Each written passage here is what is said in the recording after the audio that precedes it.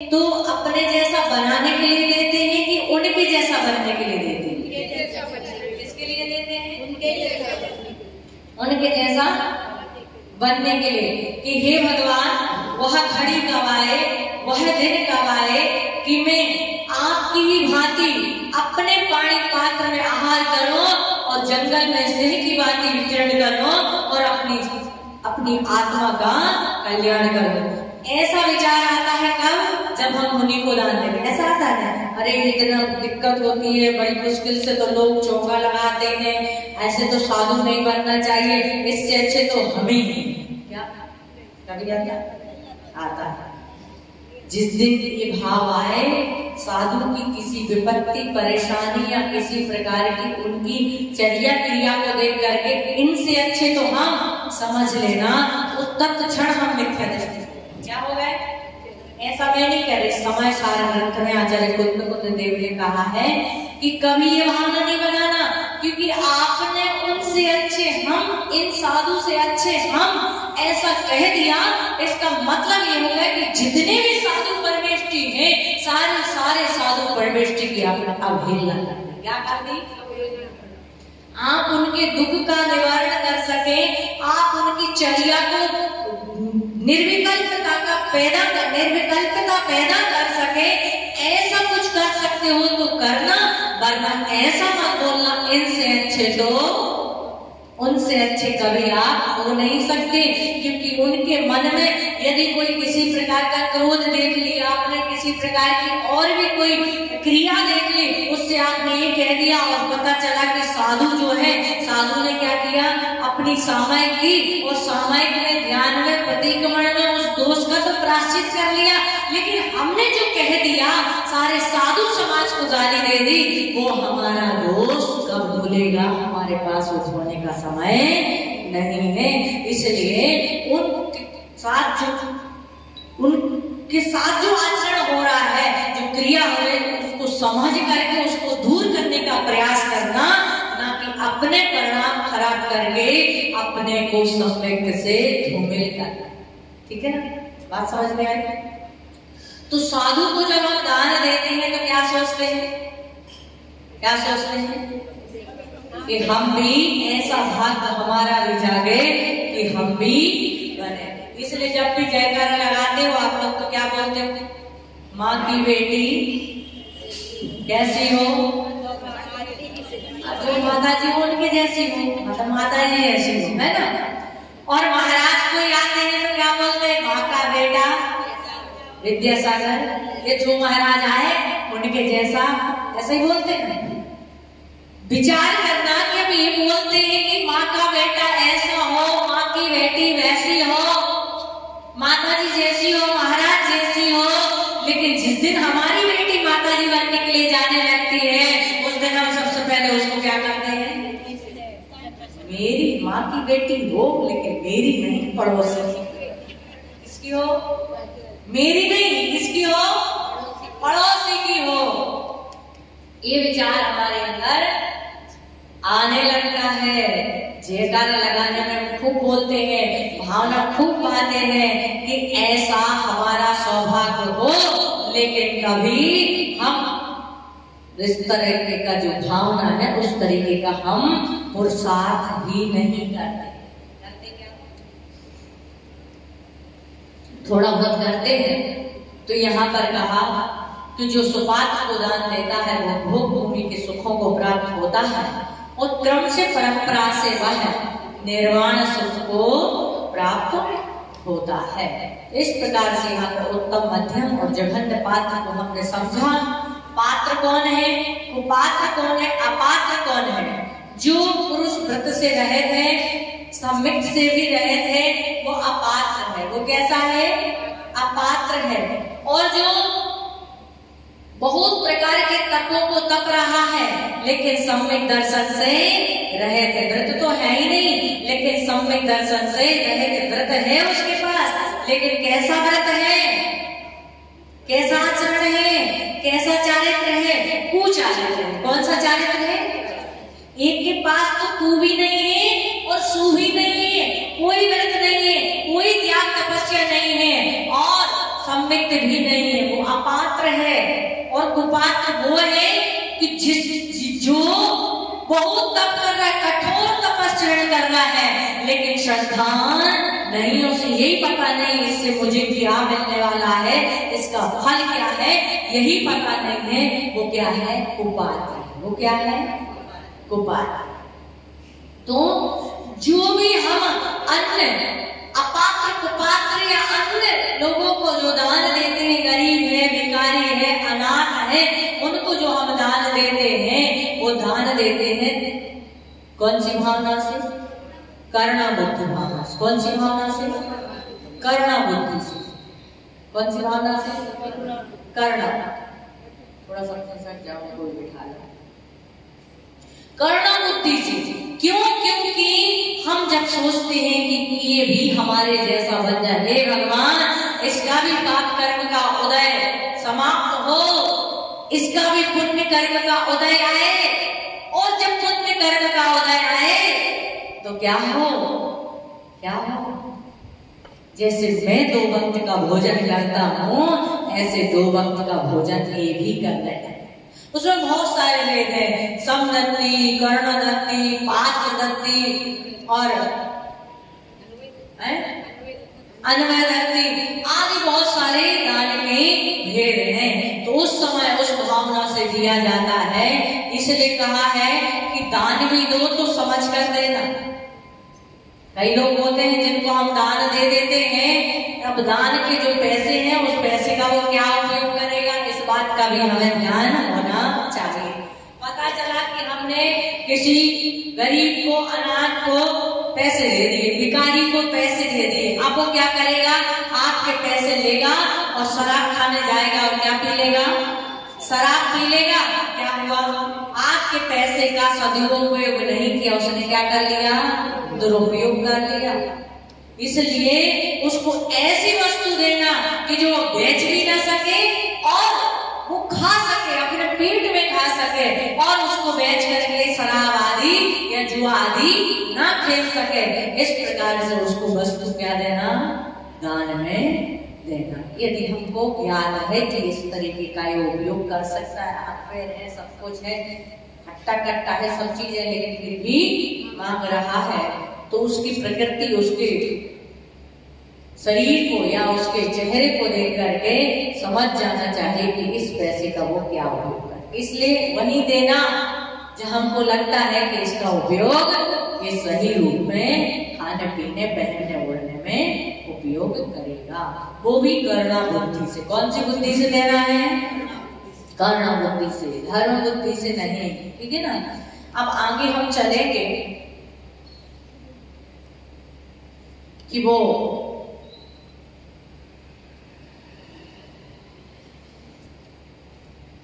उत्तम दान देने से उत्तम फल की प्राप्ति होती है। तो कैसे प्राप्त होता है उत्तम फल, इस बात को बताते हुए कहते हैं, हित विशेष काले बाबी सुबीय फलम जहाँ व्योलम होई तहाँ तम जाने, पत्र विशेष सुदान फलम हित विशेष काले बाबी सब सुबियम फलम जहाँ व्योलम होई तहाँ तम जाने, पत्र विशेष सुदान फलम। क्या कह रहे हैं? पढ़िए आप लोग।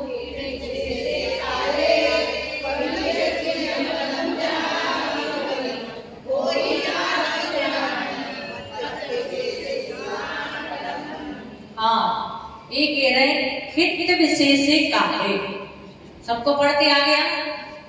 क्षेत्र विशेष काले, क्षेत्र विशेष, कैसे? क्षेत्र विशेष काले, विशेष काल में, विशेष क्षेत्र में, बाबिये बोया हुआ, सुवियम उत्तम बीज। कैसा बीज? उत्तम बीज। फलम कहाँ विपुलम, वह बहुत विपुलम मतलब विपुल फल को देता है। किसके देता है? यदि अच्छी भूमि हो, अच्छा समय हो और अच्छा काल हो, क्या हो? उत्तम क्षेत्र हो, क्षेत्र मतलब उपजाऊ भूमि। कैसी भूमि हो? उपजाऊ भूमि हो, उत्तम बीज हो और युक्त समय हो। अब बारिश गिरी नहीं है और आपने क्या कर दिया?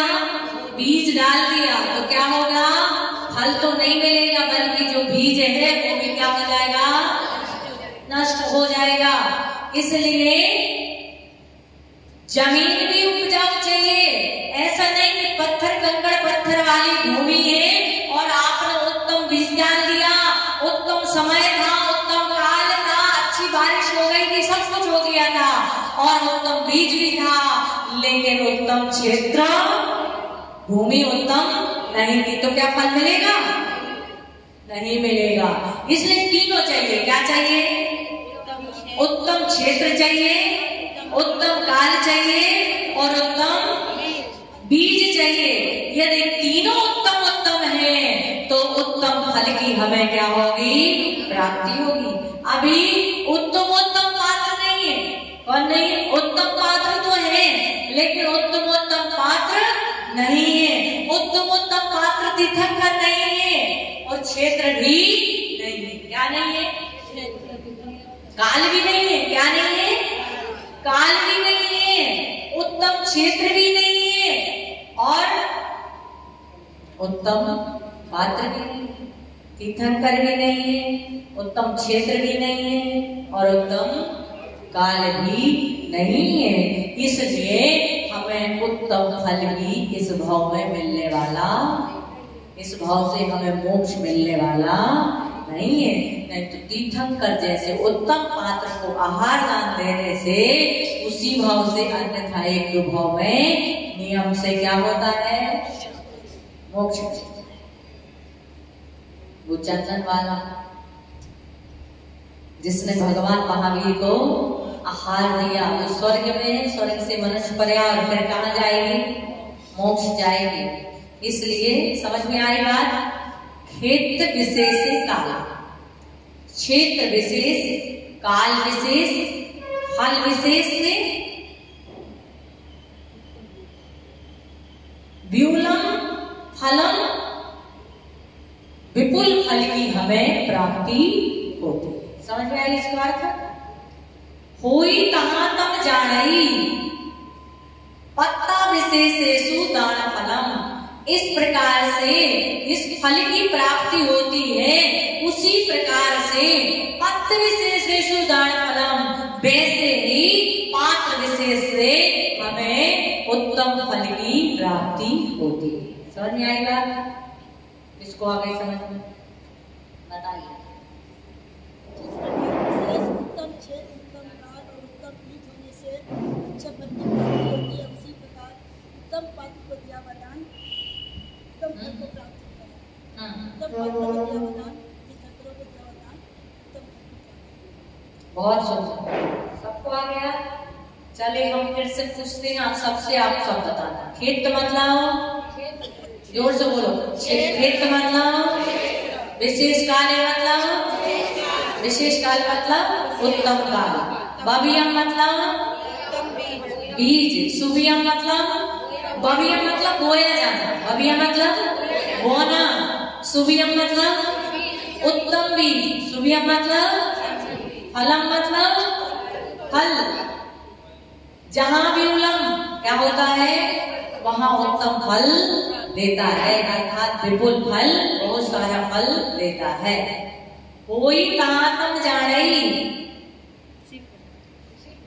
उसी प्रकार से जहां तहां वहां पर भी तम जाने, उसको यहाँ पर भी जान लेना चाहिए कि उत्तम क्षेत्र, उत्तम काल और उत्तम पात्र को दिया गया दान। पत्र विशेषेषु दान फलम, पात्र विशेषेषु, विशेष पात्र को दिया गया दान फलम, वैसा ही फल जानना चाहिए। समझ में आई बात? सबको आ गई? जो सम्यक दृष्टि श्रावक है वो निरंतर एक ही भावना भाता है कि साईं इतना लीजिए जामे कुटुंब समाए और मैं भी भूखा ना रहूं। राजा सैनिक खूब सोचता रहा कि मैं एक गिलास दे दूंगा, क्या एक गिलास दान दे लूं, लेकिन वो राजा सैनिक एक गिलास भी अपने जीवन में दान नहीं दे पाया। क्यों? क्योंकि दान वही दे सकता है जो नरक आयु के बंध को जिसमें बाधा नहीं है।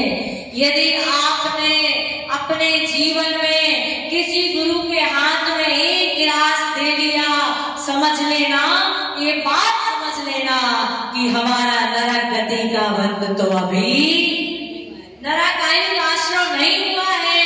और जिसने अभी तक दान नहीं दिया है, आहार किसी गुरु के हाथ में नहीं दिया है, समझ लेना कि मेरी नरक गति का बंध बंध गया है। और यदि हमें जानना है कि नरक गति का बंध नहीं बना है, तो नरक गति का बंध ये जानना है कि बना है नहीं बना है, तो किसी ना किसी गुरु के हाथ में क्या दे देना, रानी चेलना निरंतर रानी चेलना। एक ही भावना बांधी थी, प्रतीक्षा करती थी कि मेरे नगर में कब गुरु आए और कब मैं उनका चौका लगाऊं और कब मैं पड़गाहन करूं। क्यों? क्योंकि वो सम्यक दृष्टि थी, उसका आयु बंध नहीं हुआ था। राजा सैनिक हालांकि छाया सम्यक दृष्टि हो गया, क्या हो गया? चेलना छाया सम्यक दृष्टि नहीं हुई, लेकिन उसने पहले आयु बंध के पहले ही दान दे दिया था। लेकिन राजा सैनिक ने पहले आयु बंद कर लिया, नरक आयु का बंद कर लिया। बाद में खूब विचार सोचो, एक राजा, इतना बड़ा राजा जिसके 6 पुत्र मुनि बने हो, कितने? 6 पुत्र, युगल 6 पुत्र मुनि बने हो। बल्कि रानी चेला के तो जितने पुत्र थे सभी मुनि बने, लेकिन युगल 6, बाद में बारिश में रानी बने, लेकिन पहले युगल जो पैदा हुए थे वो युगल मुनि, युगल बने। रानी चेला एक बार अपने घर में चौका लगाती है, पड़गाहन करती है, और जब वो पड़गाहन करती है, आहार देती है, वो मुनिराज आहार करके चले जाते हैं। थोड़ी देर के बाद फिर महाराज आ जाते हैं। क्या होता है? अब चेतना सोचती है कि इनके प्रति मेरी करुणा भी आ रही है, उन्हीं के प्रति भी करुणा आ रही थी। इतनी करुणा कि चेलना के इतने बड़े बड़े पुत्र मुनि बन गए, लेकिन इतना प्रेम उनको देख करके, इतना वात्सल्य, इतना प्रेम आया कि चेलना के स्तन में दूध आ गया। और वो सोचती कि ऐसा क्यों हो रहा है, आहार देती है, आहार कराती है, वो मुनिराज चले जाते हैं। थोड़ी देर के बाद फिर मुनिराज आते हैं। जैसे पता चलता है फिर मुनिराज आए हैं, फिर पड़गाहन करती है। ये महाराज तो अभी आहार करके गए थे, फिर आ गए, ऐसा कैसे हो सकता है? मुनिराज तो 24 घंटे में कितने बार आहार करते हैं? अंतराय आ जाए तो 2 बार नहीं, और 2-4-10 दिन अंतराय आ जाए तो भी एक ही बार आहार करते हैं। लेकिन ये महाराज अभी आहार करके गए थे, घंटा भर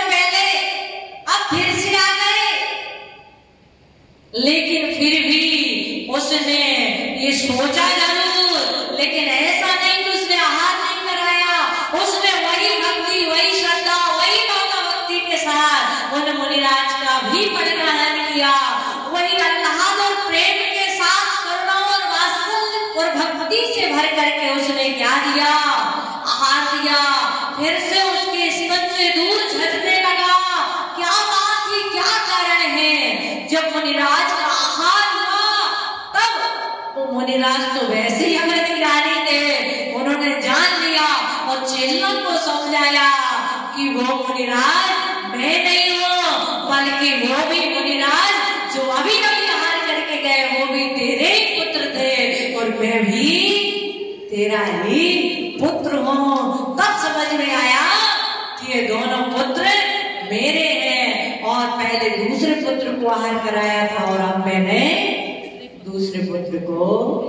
और आपके मन में यदि शंका आ जाती तो अपन तो चौका नहीं लगाते, लेकिन पूरे गांव में आपकी तरह बात को फैला देते। अरे महाराज को तो अभी अभी आहार करके गए, तुम भी मत लगाना चौका। महाराज महाराज नहीं है, बार बार क्या बजाते हैं आहार करने। ऐसा ही होता ना है। समझना कि जब हमारे मन में किसी साधु की निंदा करने के भाव आए, जब हमारे मन में किसी साधु की बुराई करने के भाव आए, समझ लेना उस समय हमारा सम्यक दर्शन डगमगाता है।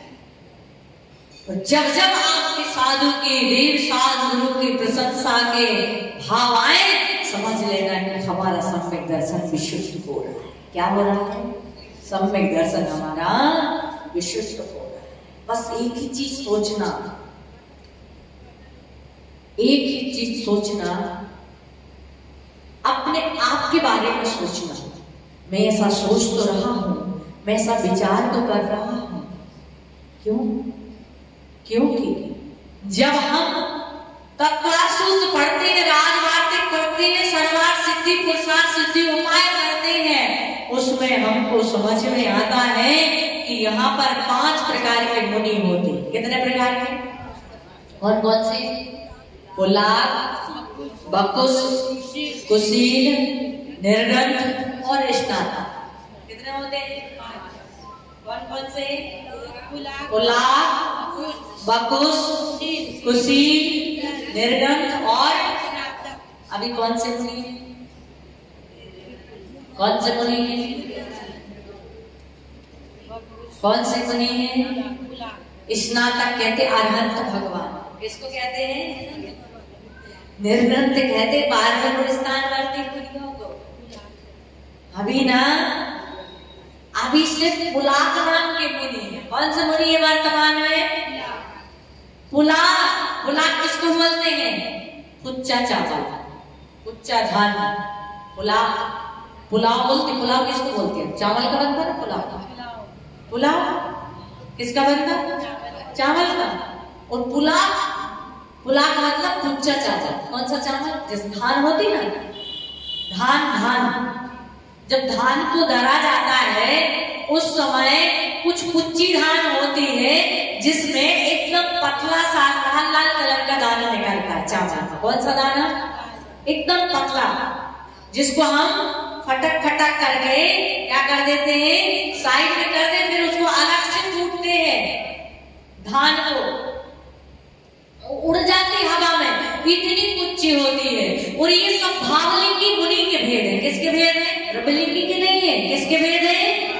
जब यदि आप इन 5 प्रकार के भावलिंगी मुनियों की परिभाषा को समझ लोगे तो आपके अंदर किसी साधु को देख करके, यदि किसी साधु की थोड़ी बहुत अनर्गल प्रवृत्ति को देख करके आपके मन में निंदा के भाव और अश्रद्धा के भाव नहीं आएंगे। क्योंकि अभी जो काल है, इस काल में तो पुलाक ही मुनि होंगे। कैसे होंगे? पुलाक मतलब कुच्चे मुनि। कैसे मुनि? कुच्चे, सिर्फ नाम के मुनि। कैसे मुनि? हाँ, ऐसा मैं नहीं बोल रही हूँ, पूज्यपाद स्वामी बोल रहे हैं, उमा स्वामी आचार्य बोल रहे हैं। रत्न क्या बोलते हैं? तत्वार सूत्र में। किसमें? तत्वार सूत्र में पुलाव कुशील, कुशील में कसाय कुशील होते हैं, एक प्रतिसेवन कुशील होते हैं। इनकी परिभाषा जब आप समझोगे तो आपको समझ में आएगा क्या कि साधु क्या होते हैं। भाव लिखी मुनि है ये सब। कौन से मुनि है? अभी जो मुनि है रागी है या सरागी? कैसे है मुनि वर्तमान? रागी है कि सरागी है? सरागी। क्यों? रागी है क्या सरागी? कैसे? रागी है कि सरागी है? भाई साहब रागी है कि सरागी है? कैसे? रागी है सरागी? बीत रागी है या सरागी? बीत रागी है या सरागी? कौन है? बीत रागी। अब बीत रागी किसे कहते हैं? जिसका राग क्या हो गया है? समाप्त हो। राग कौन से गुण स्थान में समाप्त होता है? 12वें गुण स्थान में। कौन से गुण स्थान में? 11वें 10वें गुण स्थान तक राग है। लोभ कसाय जो है वो 10वें गुण स्थान तक है। इसलिए अभी जो मुनि है वो कौन से है? सरागी है। सरागी से मतलब वो सरागी नहीं समझना। सरागी से मतलब वो सरागी नहीं समझना। सरागी से मतलब अभी राग से सहित होने से वो राग की अपेक्षा से सरागी है। और जो बीत रागी है, जो 12वें स्थान में पहुंच गए हैं, जिसको कहते हैं क्षीण मोह। क्या कहते हैं? मोहिनी करण की 28 प्रकृतियों को जिन्होंने नष्ट कर दिया है वो क्या कहलाते हैं? बीत रागी। क्या कहलाते हैं? जिसको कहते हैं क्षीण मोह। 12वां गुण स्थान। गुण स्थान कितने होते हैं? कौन से? मिथ्यात्, सासाधन, मिश्र, अविरति, देशव्रति, प्रमत्तव्रत, अप्रमत्तव्रत, अप्रमत्तव्रत, अपूर्वकरण, अनिवृत्तिकरण, सुख संप्राय, उपशांत मोह, क्षीण मोह, संयोग्योगी, अयोग्योगी। कितने गुण स्थान है? 14 गुण स्थान। तो राग अवस्था कहां तक है? 11वें तक। कहां तक है? 10वें तक तो उदय में है। और उस सब में दबा हुआ जो कसाय है, वो दबी हुई कसाय कहां है? 11वें तक है। उदय में लोभ कसाय है। संजनन की लोभ कसाय जो है वो कौन से गुण स्थान तक जाती है? 10वें गुण स्थान तक। बाकी कसाय 9वें गुण स्थान तक संजनन की। और संजनन लोभ 10वें तक। और 11वें में लोभ कसाय उदय में नहीं है, लेकिन किसमें है? सत्ता में पड़ा हुआ है। तो खत्म कब हुआ राग? राग खत्म कब हुआ? 12वें गुण स्थान।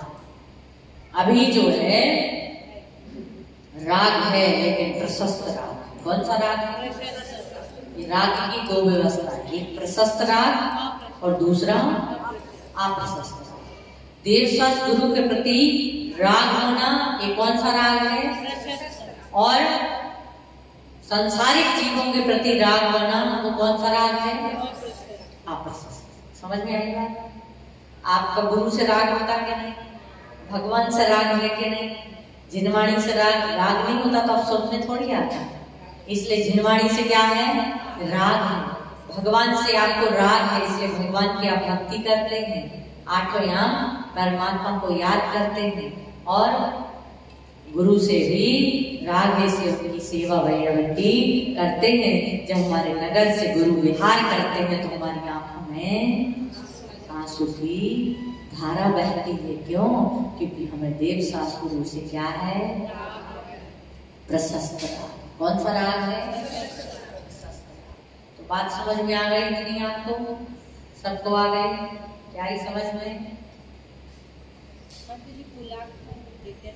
बताएंगे तब तो अशुद्ध पढ़ोगे ना, तब बताएंगे, नहीं तो फिर एक एक चीज को पूरे गुणस्थान के अनुसार आपको बता देंगे। पुलाव कितने गुणस्थान, पुलाव का कौन सा है, बपूक का कौन सा है, और उनकी सबकी पूरी की पूरी आपको परिभाषा इन 5 प्रकार की कल आपको बता दूंगी, ठीक है ना। सामने रख के पुस्तक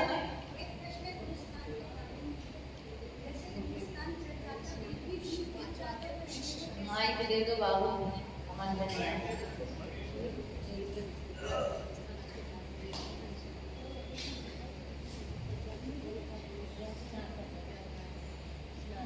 माता जी, गुलिस्तान चढ़ जाता है जीव, फिर भी गिर जाता है, तो कैसे परिणामों से गिर जाता है और मिथ्यात्व में आ जाता है? नहीं, जरूरी नहीं है कि वो पहले गुलिस्तान में आए।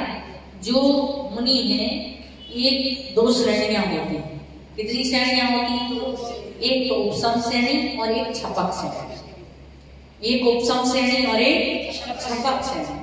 जो उपसम श्रेणी आरोहण करता है वो 11वें तक जाता है, और जो छपक श्रेणी आरोहण करता है वो 12वें तक जाता है। तो एक तो वहां का कारण है काल छाय। क्या है कारण? काल छाय और भाव छाय। क्या है? काल छाय और भाव छाय। 11वें गुणस्थान से गिरने के 2 कारण। कितने कारण हैं? कौन कौन से? एक तो काल छाय और एक भाव छाय। वहां पर जाता है जीव, उसके ऊपर तक परिणाम ही नहीं बन पाते हैं, उतने में उस गुणस्थान का काल खत्म हो जाता है। क्या खत्म हो जाता है? गुणस्थान का काल खत्म हो जाता है, या फिर उसका उस गुणस्थान में जाते ही मरण हो जाता है। भाव छाय क्या हो जाता है? क्या हो जाता है? मरण हो जाता है। उस गुणस्थान में पहुंचा तत्क्षण क्या हो गया? तो आगे के उसके परिणाम बनते ही नहीं। और ये नियम है कि 11वें गुणस्थान में जीव जाएगा तो उसको गिरना ही है। क्यों गिरना है? क्योंकि कितना काल है? कितना काल है? अल्पकाल। कितना काल है? बहुत अल्पकाल है। इसलिए वहां बस जैसे गेंद होती ना, ऐसे टच हुई और सीधे उसको कहाँ आना है? नीचे आना है। ऐसी उस जीव की परिणति होती है, वहां जाएगा और सीधा नीचे आ जाएगा। इसमें सिर्फ 2 ही कारण है गिरने के। बाकी गुणस्थानों में गिरने के कारण अन्य हो सकते हैं। 6वें 7वें से 6वें में आना, 8वें से 8वें में 8वां गुणस्थान जब जीव पार करता है, कोई मुनि जो है, मुनि ही आरोहण करते हैं श्रेणी, और वो 8वें गुणस्थान में ही श्रेणी आरोहण। कौन से गुणस्थान में?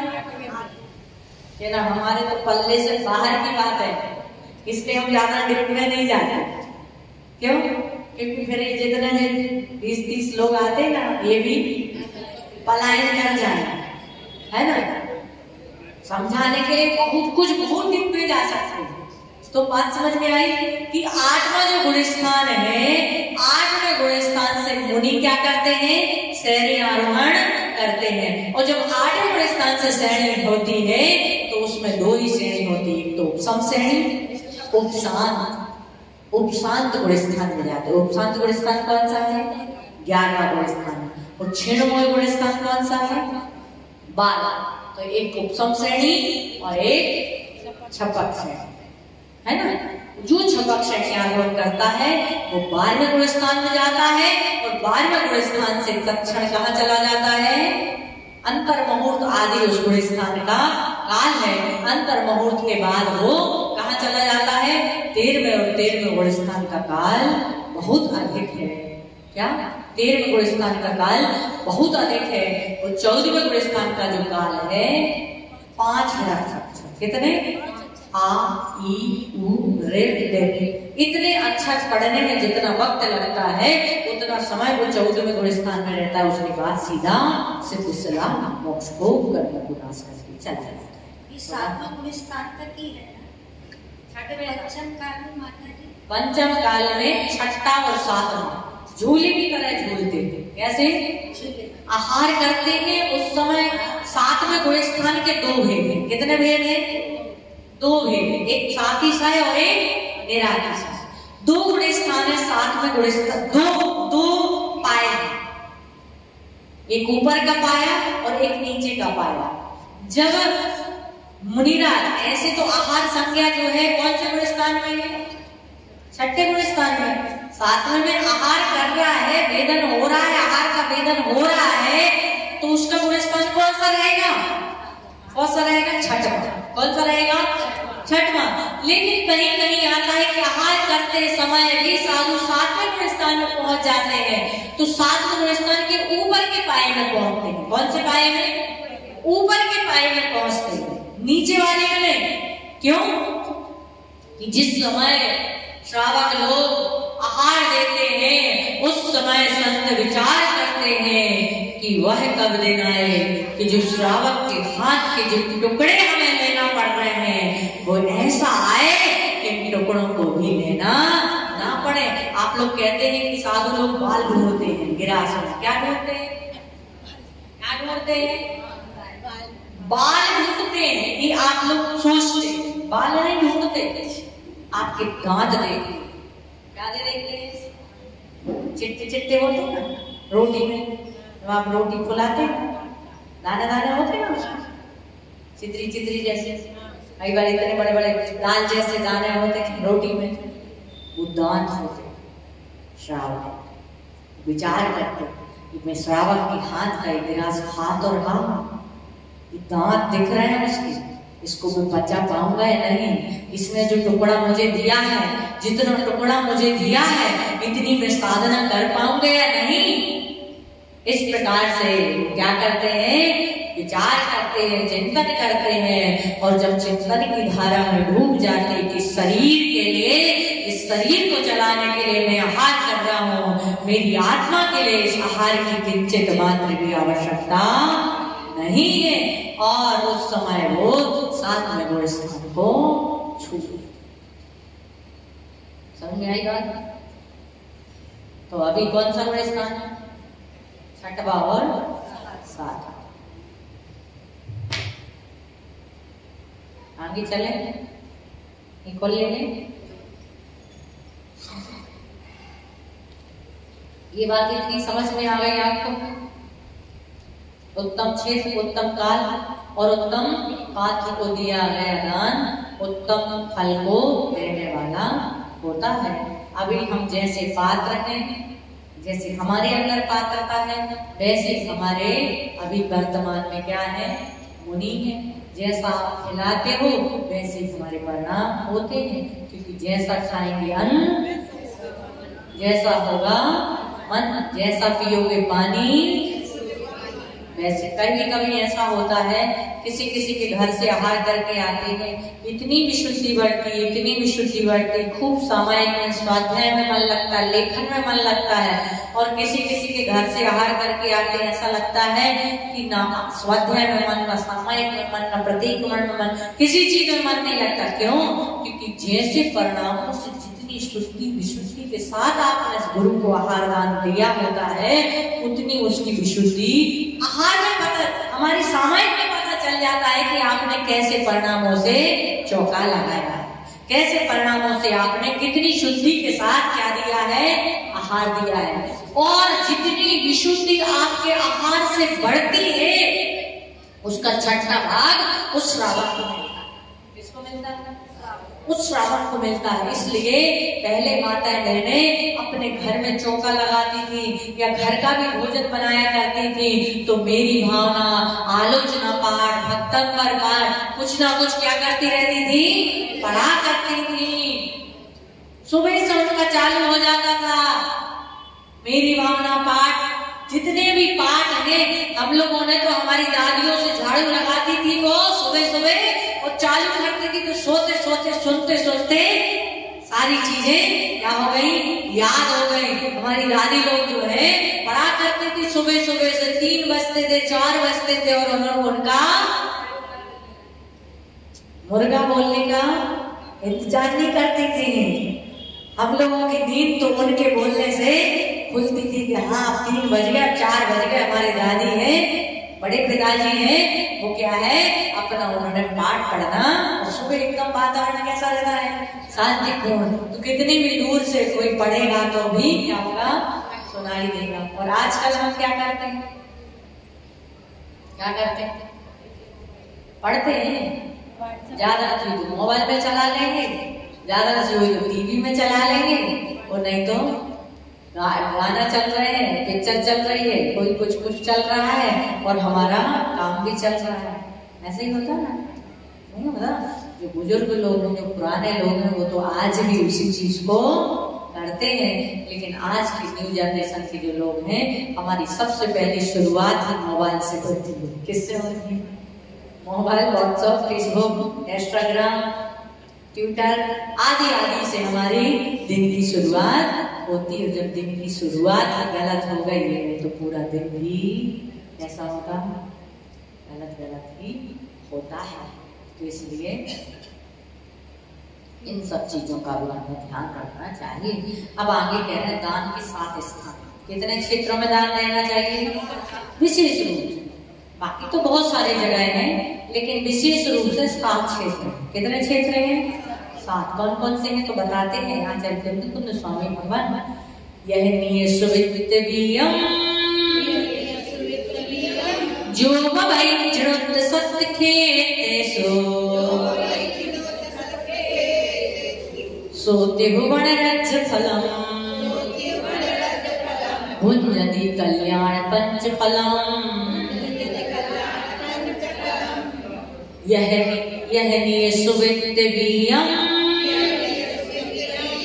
जो वै जृत सत्य खेते सोते हुवन रज फलम भुंजति कल्याण पंच फलम। हाँ, पढ़िए सभी लोग, जोर से पढ़ेंगे।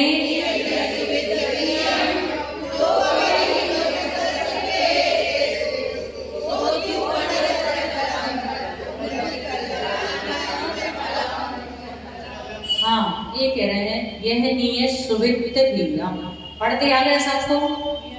यह निय सुवित्त बीयम जो वै जृत सत्य खेतेषु सुतिहुवन रज फलम भुंजति कल्याण पंच फलम।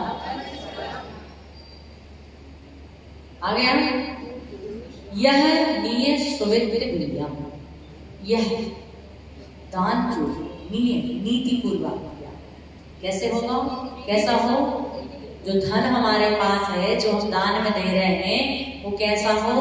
न्याय और नीति पूर्वक, न्याय और नीति पूर्वक कमाया गया। सुवित्त बीयम कैसा हो? सुवित्त कैसा हो? शुद्ध धन। कैसा धन हो? अर्थात न्याय नीति पूर्वक कमाया गया वित्त, मतलब धन को। ठीक है ना? बीयम जो वै जृत सत्य खेतेषु, जो बीज, धन रूपी जो बीज है, वो जो वै होता है जृत सत्य खेतेषु। कितने क्षेत्रों में? 7 क्षेत्रों में देता है। जृत ऐसा जिनेंद्र ने कहा। किसने कहा है? कि जो जिनेंद्र भगवान ने कहा है कि जो न्याय नीति पूर्वक उत्तम धन को, उत्तम बीज जो क्या करता है? बोता है। कहाँ पर? 7 क्षेत्रों में। कितने क्षेत्रों में? 7 क्षेत्रों में बोता है, डालता है। त्रिभुवन रज फलम, त्रिभुवन के राज्य को, कौन से राज्य को? 3 लोग के राज्य के फल को भुंजति भोगता है। किसको भोगता है? 3 लोग का राज्य कौन करता है? भगवान। कौन कर रहे हैं? त्रिलोकीनाथ कौन है? भगवान है। तो वो तीनों लोगों का क्या होता है? राज्य प्राप्त करने का अधिकारी होता है, अर्थात क्या बनता है? भगवान बनता है। भुंजति कल्याण पंच फलम, और पंच कल्याण के फल को क्या होता है? विचार करना। यहाँ तो साधु बनने के बाद 5 कल्याण के फल भोगने मिलेंगे, और जो श्रावक है वो सिद्ध 7 क्षेत्रों में दान देता है, उसको भी परंपरा से क्या मिलता है? मोक्ष, सुख और पंच कल्याण अर्थात तीर्थंकर बनने का सौभाग्य। 5 कल्याण किसके होते हैं? कौन कौन से होते कल्याण? बताओ भाई साहब, ये लोग बताएंगे। बताओ महेंद्र भैया, कितने होते कल्याण? कौन कौन से? गर्भ, माइक में बोलो, अरे माइक में बोलो, सब सुनेंगे, टीवी में भी चल रहा है। गर्भ कल्याण, गर्भ कल्याण, जन्म कल्याण, तुम लोग नहीं बताओ। जन्म कल्याण, तप कल्याण, तप कल्याण, हाँ, और मोक्ष कल्याण। क्या बात है, डायरेक्ट मोक्ष। हाँ, आगे 5 में अभी तो आती ही नहीं तुम्हें बाबू, उनको दे दो, दादाजी को ला दो। जन्म तप, पहले बोलो गर्भ, जन्म तप। नहीं, आपका नाम क्या है? विमल। अच्छा, हाँ, आगे बोलो। वो अध्यक्ष जी का नाम याद कर लो। गर्भ, जन्म, तप, अध्यक्ष जी का नाम ज्ञान, मोक्ष। कितने कल्याण हैं? 5। अच्छा, आपके कितने हुए? 2 हुए। माइक में बोलो, कितने हुए? 2 हुए। कौन कौन से? गर्भ कल्याण और जन्म। अच्छा, जब आपका जन्म हुआ था तो आपको सुमेरु पर्वत पे ले जाया गया था,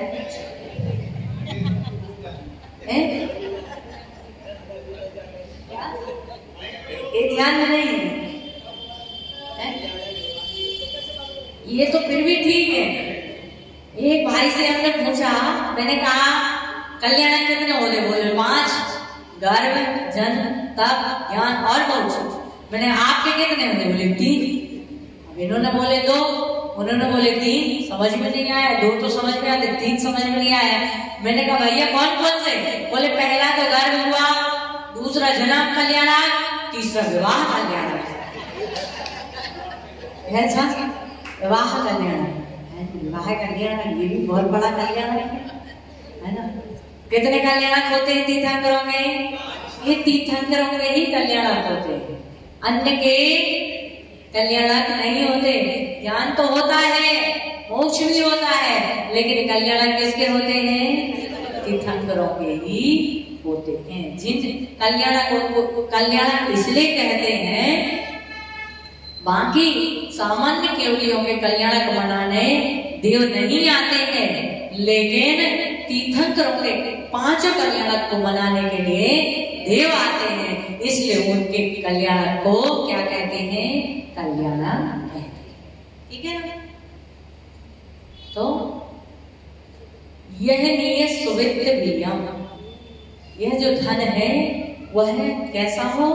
न्याय नीति पूर्वक सुवित्त, उत्तम वित्त हो, बीयम, उत्तम बीज हो, जो बवाई जो बोता है, जिणुत, ऐसा जिन देव ने कहा है, सत्य खेतेषु, 7, सत्य मतलब 7, सत्य मतलब 7, खेतेषु मतलब क्षेत्रों में, सो तिहुवर्ण, वह तिहुवर्ण तीनों लोकों में क्या करता है? राज्य फलम, राज्य करता है। तीनों लोकों में राज्य करता है, अर्थात तीनों लोगों के सुखों को भोगता है। भुंजति कल्याण पंच फलम, और पंच कल्याण के फल को क्या होता है? प्राप्त। समझ में आ रही बात?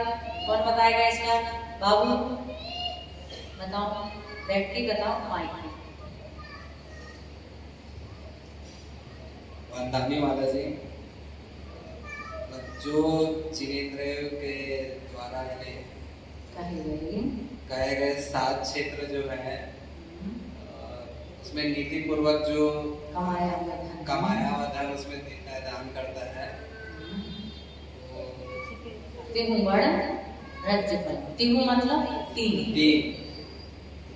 वर्ण राज्य फल, वर्ण राज्य फल, तिहुवर्ण राज्य फल, तीनों लोगों के राज्य को, राज्य मतलब राज्य, फलम मतलब फल, भुंजति मतलब प्राप्त करता है।